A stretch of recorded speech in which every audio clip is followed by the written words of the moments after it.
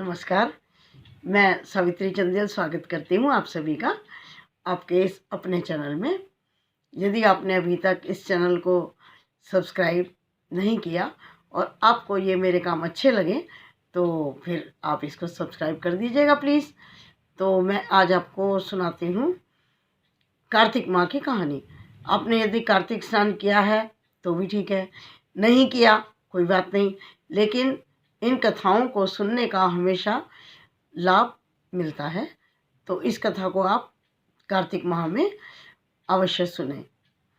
एक गांव में 3 साथी रहा करते थे, 3 लोग रहा करते थे। एक मजदूर, एक बहुत अच्छा पैसे वाला नामी ग्रामी सेठ और एक डाकू। तीनों ही कार्तिक स्नान किया करते थे। कार्तिक महीने में तीनों सूर्योदय से पूर्व उठते, स्नान करके पूजा पाठ करते, उसके बाद वो अपने काम में लगते थे। तो जो मजदूर था उसको किसी प्रकार की कोई पूजा पाठ नहीं आती थी, पढ़ा लिखा भी वो नहीं था, पैसा भी बहुत उसके पास नहीं था, दान पुण्य भी नहीं कर सकता था। हाँ, वो प्रातःकाल उठ करके स्नान करके राधे दामोदर राधे दामोदर राधे दामोदर ये बोलता रहता था और अपने काम को बड़ी ईमानदारी और लगन के साथ करता था और अपने परिवार का लालन पालन करता था। जो सेठ था बहुत पैसे वाला था, सेठ तो सेठ है, खूब दान पुण्य करता था, सूर्योदय से पूर्व स्नान भी करता था, नियम भी उसने ले रखे थे कार्तिक माह के, सब कुछ करता था, दान पुण्य भी खूब करता था। लेकिन उसका दिखावा बहुत करता था। वो थोड़ा सा भी दान किया, अखबार में छपवाया, सबको बताया, सबको शोर मचा दिया, मैंने ये किया, मैंने ये किया, मैंने ये किया। अखबार में फ़ोटो छपवा देता था, यानी कि शो ऑफ करता था, सबको उसका प्रचार प्रसार करता था कि मैंने ये किया, मैंने ये किया, मैंने ये किया। जबकि वास्तविक दान तो गुप्त दान को माना जाता है कि इंसान करे। बल्कि हमारे पूर्वज तो, आपके मम्मी पापा हमारे तो ये कहा करते थे कि दाएं हाथ से दो तो बाएं हाथ को पता ना हो क्या दे रहा है। तो यानी कि गुप्त दान दे दिया, खत्म। और जो तीसरा था डाकू, वो भी स्नान करता था, सुबह उठ के सब कुछ करता था, कार्तिक माह का नियम पालन करता था। लेकिन उन दिनों में भी वो चोरी डकैती, यहाँ तक कि कभी कभी मारपीट की नौबत भी आ जाती थी, वो सब करता था। अब दिन बीतते रहे, हर वर्ष वो ये कार्तिक का सब कुछ करते रहे। जब उनका अंतिम समय आने को हुआ तो एक दिन प्रभु श्री हरि ने सोचा, दामोदर जी ने सोचा कि ये मेरे भक्त हैं, इन तीनों में से 2 को तो नरक में जाना ही जाना पड़ेगा। भले ही इन्होंने बहुत अच्छे काम किए हैं, लेकिन कुछ काम इन्होंने गलत भी किए हुए हैं। अब उन्होंने सोचा कि मेरे भक्त हैं, इन्होंने अच्छे काम भी किए हैं, कार्तिक स्नान भी किए हैं, तो उनकी मदद करने की सोची। मदद कैसे की कि पहले वो सेठ के स्वप्न में गए।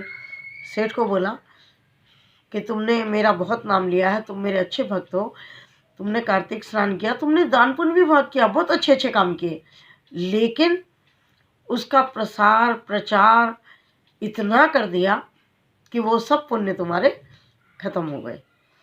अभी भी समय है, अपने प्रायश्चित कर लो, अपने आप को ठीक कर लो और अपने घर वालों से ज़रा पूछ कर देखो, क्या वो तुम्हारे सारे पाप अपने सिर ले लेंगे? अगर ले लेंगे तो तुम तर जाओगे।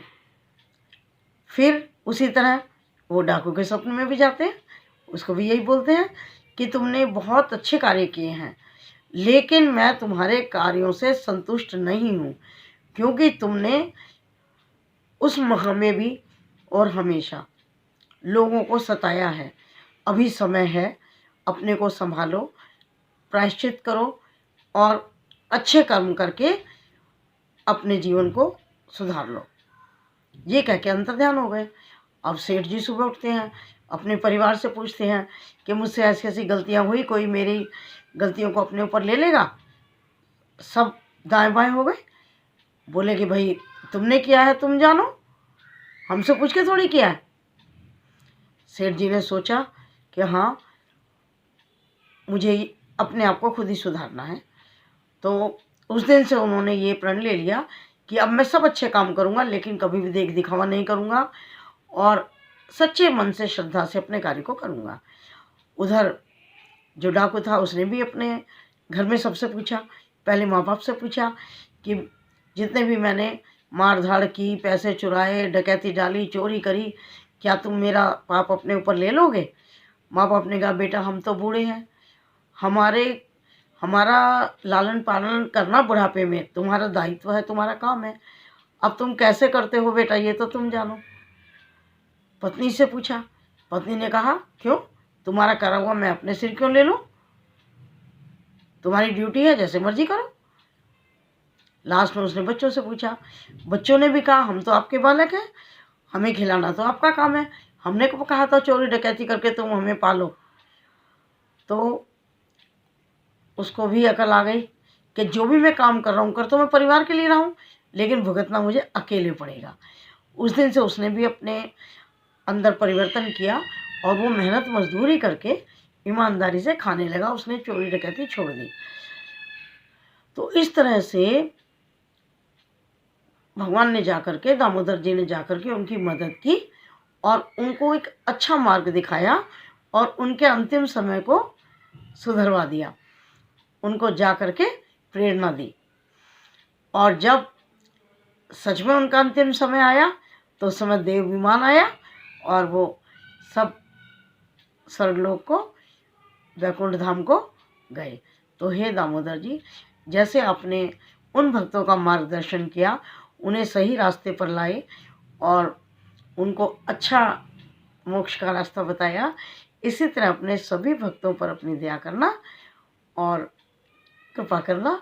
ये कार्तिक माह अब जा रहा है, जो भी 2, 4, 5 दिन बचे हैं, इनमें सब लोग ये अच्छे कार्य करने की कोशिश करें। धन्यवाद।